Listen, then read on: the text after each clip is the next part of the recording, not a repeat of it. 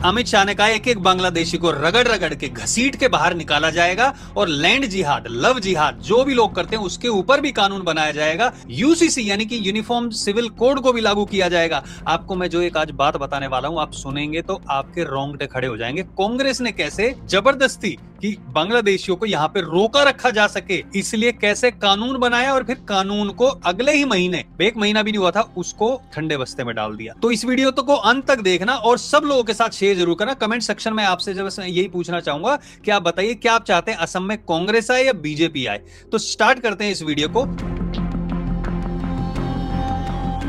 1950 में एक कानून बनाया गया जिसके अंतर्गत जितने भी लोग बांग्लादेश यानी कि पूरी पाकिस्तान, अब बाद में बांग्लादेश हो गया था लेकिन पहले पूरी पाकिस्तान था, वहां से घुसकर जो भी अवैध रूप से आए थे उनको वापस भेजा जाएगा। 1950 में ये बनाया गया था क्योंकि 47 में आजाद हो गया था देश।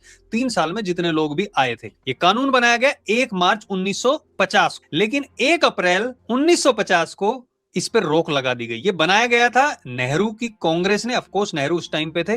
वोट बेशक सरदार वल्लभ भाई पटेल को ज्यादा मिले थे पार्टी लीडर के और प्रधानमंत्री बनने के, लेकिन नेहरू बन गए थे। 1 मार्च को लागू किया गया और 1 अप्रैल को इसको रोक दिया गया। उसके बाद 1983 तक यानी कि 33 इयर्स तक वहां से अवैध रूप से लोग आते रहे, किसी ने कुछ नहीं बोला, ना उनको रोकने का प्रयास किया गया, ना उनको बाहर निकालने की कोशिश की गई। लेकिन 1979 में असम में भारी आंदोलन हुआ जिसका नाम था डिपोर्ट, डिलीट एंड डिटेक्ट, यानी कि जितने भी लोग अवैध रूप से आए हुए इनको बाहर भेजा जाए, क्योंकि वो क्या कर रहे थे, लोगों की जमीनों पर कब्जा कर रहे थे। यह आंदोलन देखते हुए कांग्रेस ने सोचा कुछ तो करना पड़ेगा। 1983 में इंदिरा गांधी जी ने एक एक्ट बना दिया। अब वो एक्ट बनाया गया लेकिन वो एक्ट उल्टा उन लोगों की मदद करने वाला साबित हुआ।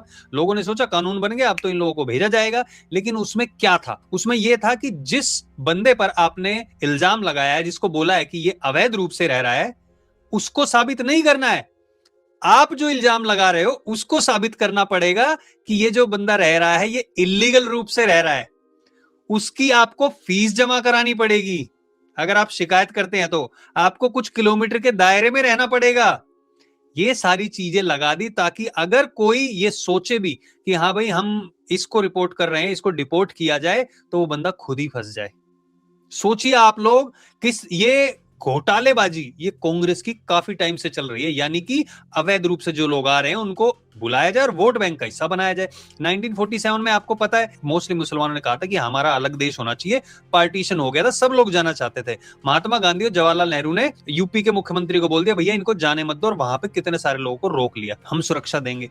अरे बंगाल में तो बंगाल को भी अलग करके ये पाकिस्तान को देने की सोच रहे थे, वहां का मुख्यमंत्री मुस्लिम था, वहां पे लोगों को मारना काटना शुरू कर दिया था। वो तो भला हो, गोपाल का नाम का एक पहलवान था जिसने मदद की और मुसलमानों को मारना शुरू कर दिया, तब कहीं जाके वार रुका था। नहीं तो ये 7 सिस्टर गई थी, आप समझ लीजिए भारत ऐसे सिकुड़ के रह जाता। कांग्रेस के काले कारनामों की लिस्ट अभी खत्म नहीं हुई है। अब बात करते हैं कि जो तरुण गोगोई हैं, जो गौरव गोगोई के पिताजी थे, गौरव गोगोई ने भी किसी को भी निकालने का कोई प्रयास नहीं किया, लेकिन उनके बेटे जो हैं गौरव गोगोई, इन्होंने शादी की एक ब्रिटिश महिला से। अब ब्रिटिश महिला जाती है, वो एक पाकिस्तान जाती है, पाकिस्तान में किसी के साथ काम करती है। अब एसआईटी रिपोर्ट में दावा किया गया है कि उनके आईएसआई के साथ संबंध थे।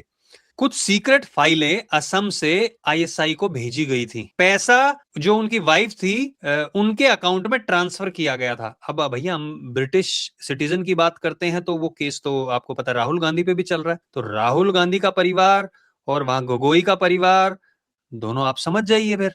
तो असम में अब अमित शाह ने बोल दिया है, क्या क्या उन्होंने वादे किए ये भी मैं आपको बताऊंगा, लेकिन इस वीडियो को अंत तक देखना। और आप लोगों से मैं पूछना चाहूंगा फिर से कि आप चाहते हैं बीजेपी आए या कांग्रेस आए। अब बात करते हैं कि ये सारी चीजें हो गई, इनको निकालने की बात हुई। जो 1983 में लॉ बनाया गया था, इसमें 1983 से 2004 तक सिर्फ 1500 लोगों को बाहर निकाला गया था।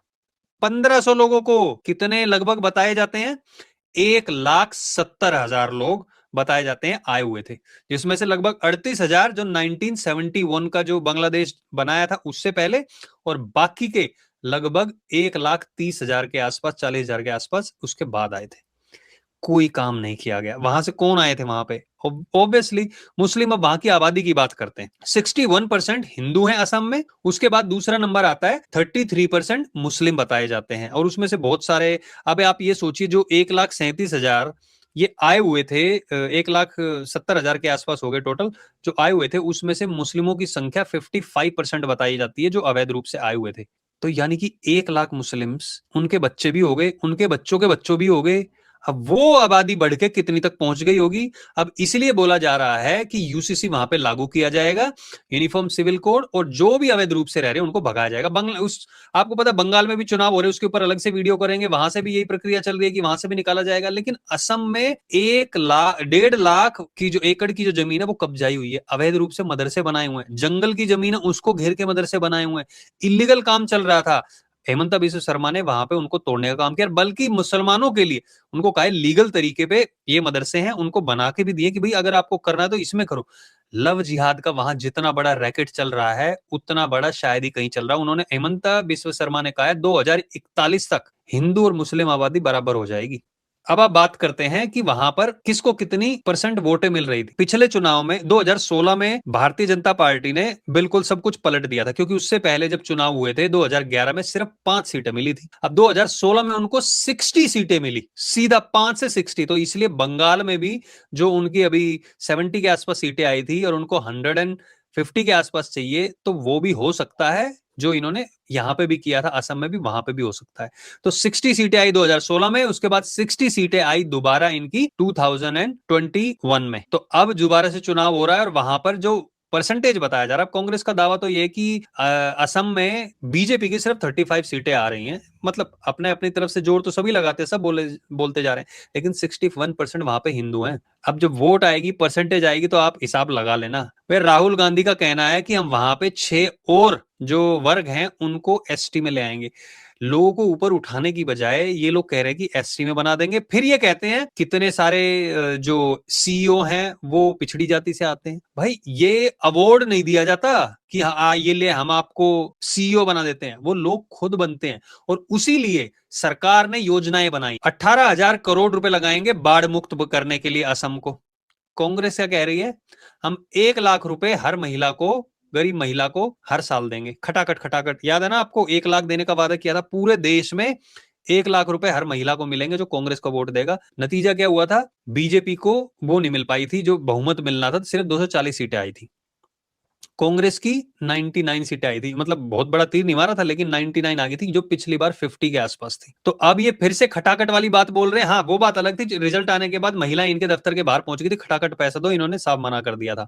तो ये फ्री में पैसा देने की जो बात कर रहे हैं कि 1 लाख रुपए देंगे, हम इतने रुपए देंगे, वो इन्होंने कहीं पे भी नहीं दिया, किसी राज्य में इन्होंने उसको पूरा नहीं किया। अब इनकी सरकार असम उसमें हिमाचल में भी है। हिमाचल में जो डेट था, जो कर्ज था, वो बढ़ गया है। वहां हमें हिमाचल अकेला ऐसा प्रदेश है इस टाइम पे, अकेला ऐसा राज्य है जिसमें पेट्रोल की कीमतें जब इस टाइम पे सब राज्यों में कम है, स्टेबल है, 5 रुपए एकदम से बढ़ा दिए भाई। वहां पे जो बीजेपी के रूल स्टेट्स हैं उनमें सब में 94, मोस्टली में आप देखेंगे 94-95 रुपीज पर लीटर है। इनके में 100 से ऊपर है हर राज्य में जहां पे कांग्रेस की विपक्ष की सरकार है। ये जो सरकारी मुलाजिम है, जो सरकारी नौकरी में है, उनको तनख्वाह नहीं दे रहे हैं ये लोग। और कांग्रेस कह रही है कि हम असम में अब की बार सरकार बनाएंगे और हम हेमंता बिस्वा शर्मा को जेल में डालेंगे। तो हेमंता बिस्वा शर्मा का भी एक बयान आ गया, उन्होंने कहा ये जो पप्पू है ना, राहुल गांधी, उन्होंने कहा ये पप्पू पप्पू रहेगा। ये कहता है कि एक साइड से मशीन में आलू डालेगा, एक साइड से सोना निकलेगा, तो इसको देख लीजिए आप वोट देंगे तो। और जो ये बात कर रहा है कि हेमंता बिस्वा शर्मा को जेल में डालेगा, एक और राजीव गांधी को जन्म लेना पड़ेगा, एक और इंदिरा गांधी को जन्म लेना पड़ेगा, और तब भी ये हेमंता बिस्वा शर्मा को जेल में नहीं डाल पाएंगे। साफ साफ बोल दिया है। मैं आप लोगों से भी यही पूछना चाहता हूं, क्या लगता है आपको कि आप एक ऐसी सरकार चाहते हैं जो अनस्टेबल रहे और जो वहां पर फिर से लव जिहाद, लैंड जिहाद, उसको समर्थन दे, और वहां पर जो घुसपैठी हैं उनकी संख्या बढ़ रही है लगातार, उनको वहीं पे बसाना जारी रखे, या उनको भगाने का काम शुरू किया जाए? जो हमारी बहन बेटियां वहां पे उनको कन्वर्ट किया जा रहा है, क्या उसको रोकने वाली सरकार को आप देंगे, उसको बढ़ावा देने वाली सरकार को? प्लीज इस वीडियो को सब लोगों के साथ शेयर जरूर करना, कमेंट सेक्शन में आप विचार जरूर रखना कि आप लोगों का इस बारे में क्या सोचना है। बहुत बहुत धन्यवाद वीडियो देखने के लिए। जय हिंद, जय भारत।